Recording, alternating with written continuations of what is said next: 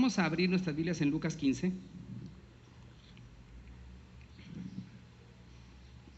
Y cuando ustedes ya conocen un poco más la Biblia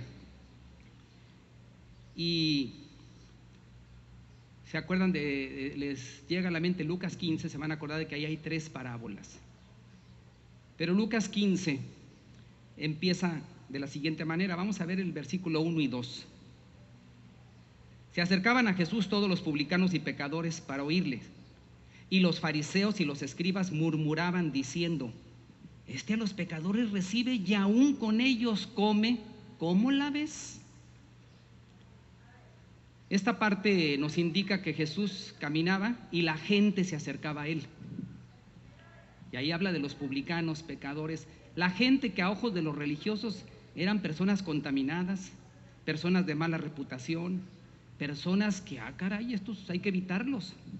Esas personas iban a Jesús, se acercaban para oírle, les gustaba estar cerca de él. Y no solamente eso, no solamente Jesús hablaba con ellos, aún comía con ellos. Y comer es una de las formas en que convives mucho con la persona más de cerca.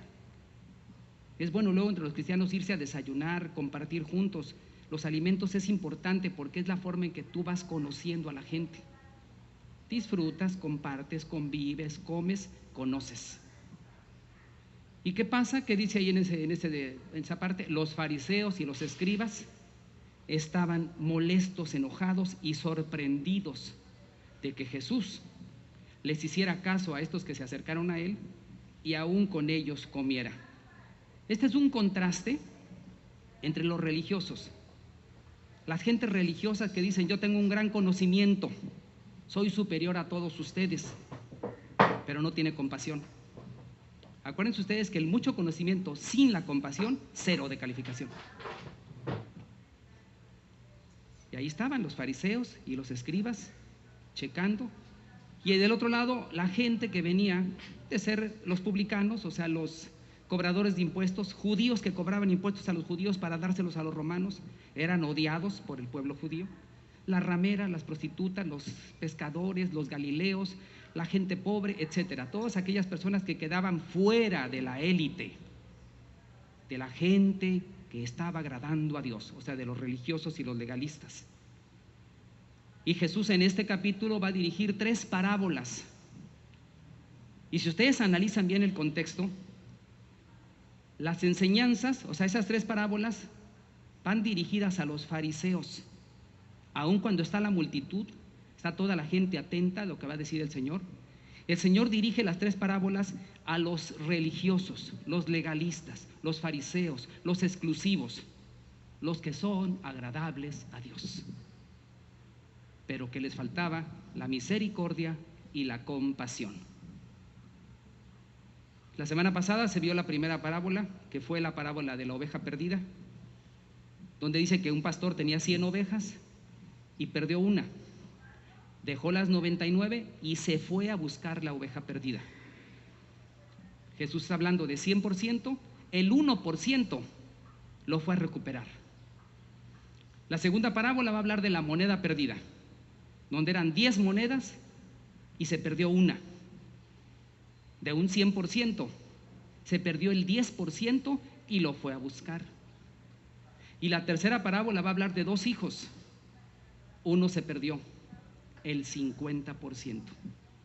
De 100, 1. De 10, 1. De 2, 1. Observa cómo Dios es Dios de detalles. Dios que está al pendiente de las cosas grandes, del macrocosmos como del microcosmos. Dios que se interesa en personas que son completamente despreciadas en la sociedad, como de personas que tienen gran reconocimiento en la sociedad. También el Señor está interesado en ellos, porque Dios no hace acepción de personas. Y en estas 3 parábolas el Señor nos va a enseñar qué valor tan importante tiene cada persona para Dios. ¿Cuánto vale la vida tuya? Un valor infinito, lo que Cristo pagó en la cruz. ¿Cuánto vale la vida de un campesino que no sabe ni siquiera leer ni escribir? Lo mismo que la vida tuya, lo que Cristo pagó en la cruz. Entonces brilla el amor de Dios, el cuidado de Dios, la iniciativa de Dios en esas parábolas. La ley enseñaba, según los fariseos, que a esas personas que se habían acercado a Jesús, esas personas que eran publicanos, rameras y gente del pueblo, había que tratárseles con mano dura, porque estaban bajo el juicio de Dios. Eran gente sucia, eran gente que no merecían nada de Dios. Por lo tanto, había incluso que mantenerse alejados de ellos. Pero si tú observas a Jesús, Jesús no hacía eso. Jesús se acercó a la gente, a todo tipo de gente. Y Jesús un día les dijo, yo, dice, les digo una cosa, los sanos no tienen necesidad de médico, sino los enfermos. Y no he venido a llamar a justos, sino a pecadores al arrepentimiento. O sea, Jesús lo dijo claramente y directamente, conociendo los pensamientos, no nada más las palabras, los pensamientos de los escribas, de los fariseos que lo vigilaban, que lo acechaban y que murmuraban. Yo vengo a salvar a los que están perdidos. Y en esas tres parábolas, también lo que el Señor va a enseñar es que se tiene que derrumbar una falsa imagen que mucha gente tiene de Dios. Una falsa imagen que muchas iglesias enseñan, que quizá tú lo hayas llegado a percibir, quizá no en ti, pero en otras personas. Lo primero es que muchas iglesias o muchas enseñanzas religiosas presentan a Dios como un Dios vengativo, un Dios rencoroso, un Dios que te va a castigar, un Dios que dice, no viniste a la iglesia, sí, estás bajo juicio, estás en pecado, híjole, a temblar. Y presentan un Dios con una hacha en la mano. Las parábolas van a derrumbar esa imagen. Lo segundo es, también se presenta un Dios lejano y todopoderoso, al que nadie se puede acercar porque estamos sucios. ¿No han oído ustedes a alguna persona que le dice, tú que estás más cerca de Dios, pídele a Dios por mí, por esto? Ellos también pueden acercarse a Dios, porque Dios tiene los brazos abiertos. Pero también se maneja esa teología, esa enseñanza, un Dios lejano y todopoderoso, que no puedo acercarme a Él porque ¿quién soy yo? Las parábolas van a derrumbar eso. Y también vamos a ver cómo las parábolas van a enseñar que cuando tú te vuelves un fariseo, te vuelves un religioso, una de las primeras cosas que van a notar en tu vida es que dejas de tener acercamiento a la gente, no tienes compasión y exaltas el conocimiento. Cuidado con eso, porque estás entrando al círculo de escribas, fariseos, saduceos y todo ese grupo de personas que se ponen encima de los demás. Por eso es interesante este capítulo 15. Es un capítulo también de los capítulos magistrales del Señor. No cabe duda que las palabras de Jesús son palabras sabias que pasan por encima de todos los tiempos, de todas las generaciones y permanecen vigentes. Y así como se explicó la semana pasada, la oveja perdida, ahora el Señor va a narrar la segunda parábola. Vamos al versículos 8, 9 y 10. Lucas 15, 8, 9 y 10.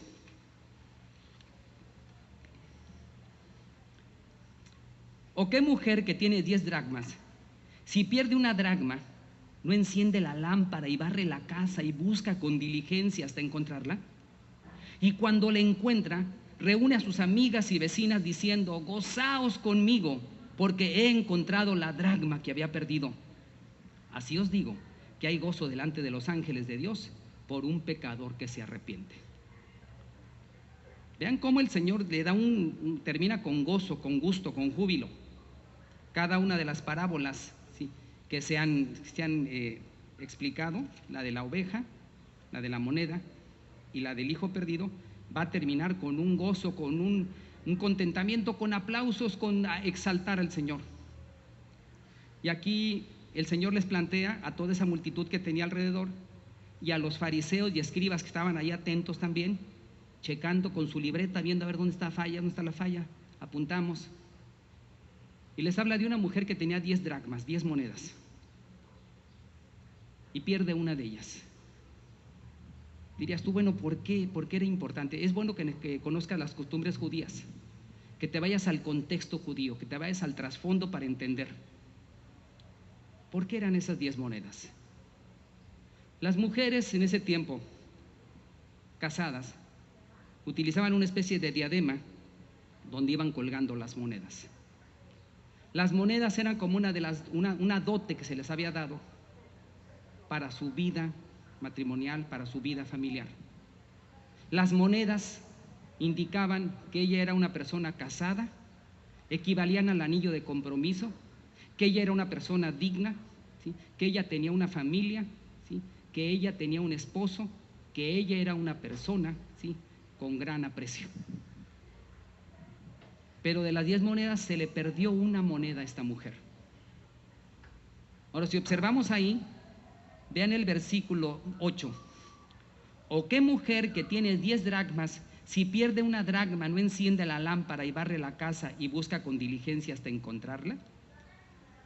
Si desmenuzamos el versículo 8, el personaje central ahí es una mujer. Para los fariseos, las mujeres tenían tache. Segundo, la mujer era pobre. Para los fariseos, doble tache. ¿Por qué era pobre?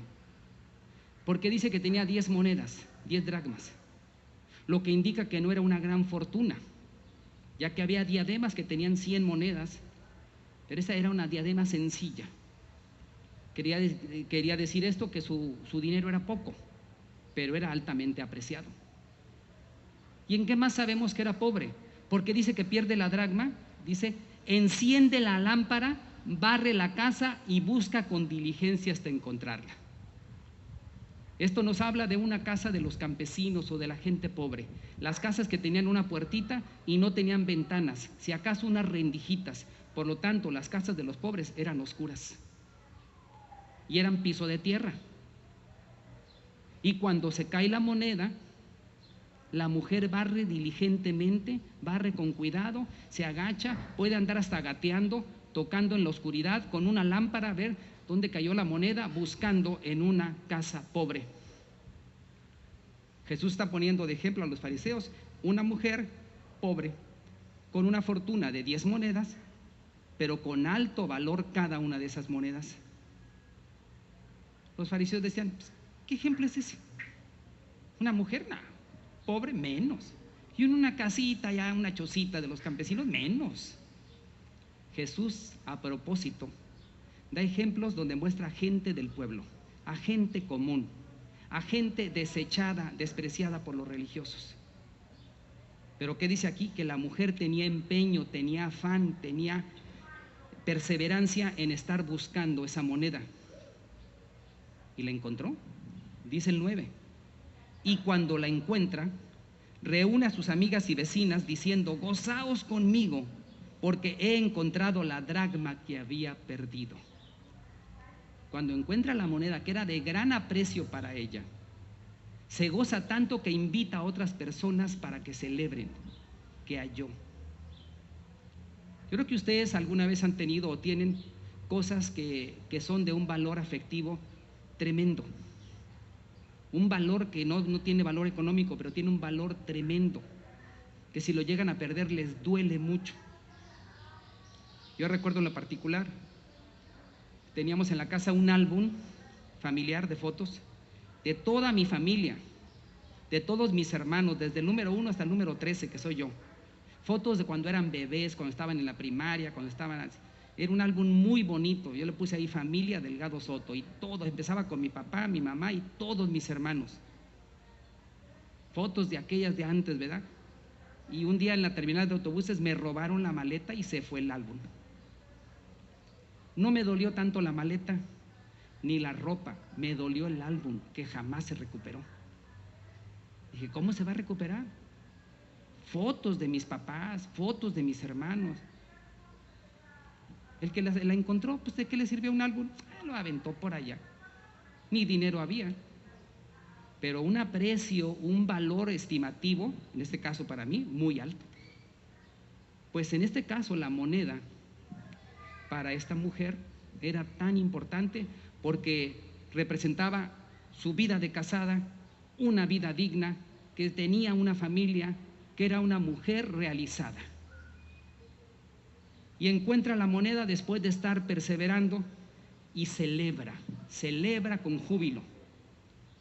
¿Y cómo le remata Jesús a los religiosos? En el versículo 10.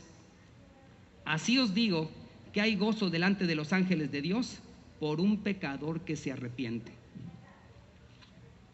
Quiero pensar que Jesús se voltea hacia los religiosos, ¿sí?, y les dice: así les digo que hay gozo de los ángeles que están frente a Dios, brincan y gustan y aplauden y están felices los ángeles por un pecador que se ha arrepentido.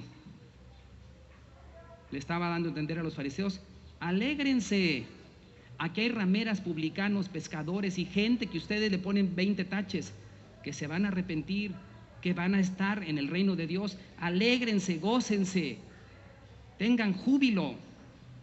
Ah, pero los religiosos te ponen una jaula donde tienes que meterte. Ay, estoy apretado, así debes de entrar. Entra como águila, entra contento, que jaula ni que nada. Sigue al Señor con naturalidad. Y Jesús les dice: así hay un gozo delante de los ángeles cuando un pecador se arrepiente. Entonces esa segunda parábola es otro remate para ellos. Primero, la oveja perdida, el pastor, el empeño que puso por ir a encontrarla hasta donde estaba. Segundo, la moneda perdida, también estarla buscando en la oscuridad, la lámpara, etcétera, que todo eso también tiene un significado. Pero es la mano de Dios la que está detrás. ¿Y qué va a hacer el Señor ahí? El Señor está diciéndoles a los fariseos que tienen que doblegar su corazón. ¿Por qué? Porque la postura de ellos es: todas las personas que están contaminadas, todas las personas que no están en los preceptos de Dios, no tienen la bendición de Dios. Hay un versículo muy bonito en Lucas 6:35, no vayan, nada más memoricen, Lucas 6:35, que dice que Dios es benigno aún con los ingratos. Y tú lo lees y dices: fíjate cómo la bendición de Dios, bueno, no de salvación para ellos. A unos es para salvación, a otros Dios los bendice dejándoles la lluvia, dándoles de comer, en fin, porque Dios es un Dios de gran misericordia. Pero los fariseos se mantenían en eso: no es digno aquel que no cumple los preceptos de la ley. Y ahí viene Jesús con la tercera parábola. Esta es magistral, la verdad. La parábola del hijo pródigo es una obra de arte. Se dice que de las parábolas que Jesús contó en el mundo entero, incluso en el mundo secular, gente que no es cristiana, se dice que la más conocida es la del hijo pródigo. Hay personas que ni conocen de la Biblia, ni conocen de Dios, ni les interesa, pero conocen la parábola del hijo pródigo. Ah, el papá que se alegró de ver a su hijo de nuevo. Sí, pues es que la enseñanza es una enseñanza que pasa por encima de todos los conceptos y que muestra el amor del Padre. Algunos dicen que no debiera llamarse la parábola del hijo pródigo, se tenía que llamar la parábola del Padre amoroso, porque la figura central es el Padre.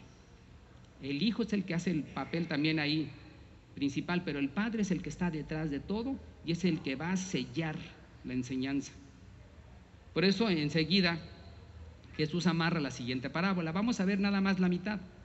La siguiente parábola habla de un hombre que tenía 2 hijos y el menor se rebela. Vamos a ver hoy nada más hasta el hijo menor. Ya la próxima semana se verá el hijo mayor. O sea, vamos a ver hoy del 11 al 24. Lucas 15, del 11 al 24. Vamos a leer 11 y 12 y 13 para continuar con la enseñanza. También dijo: un hombre tenía 2 hijos, y el menor de ellos dijo a su padre: Padre, dame la parte de los bienes que me corresponde. Y le repartió los bienes. No muchos días después, juntándolo todo, el hijo menor se fue lejos a una provincia apartada y allí desperdició sus bienes viviendo perdidamente. Si observan ustedes, habla de 2 hijos y el menor se rebela. Dame la parte de los bienes que me corresponde, dame mi herencia. Cuando el hijo le dice eso al padre, el hijo está conceptuando que el padre está muerto ya. La herencia se repartía cuando el padre moría, pero aquí se le exige en vida. Ahora, ¿a qué tenía derecho? El hijo mayor tenía derecho a las 2/3 partes y el hijo menor a 1/3 parte. El primogénito recibía lo doble. Bueno, el hijo menor se le entrega su 1/3 parte, pero en una actitud egoísta, cruel, burlona,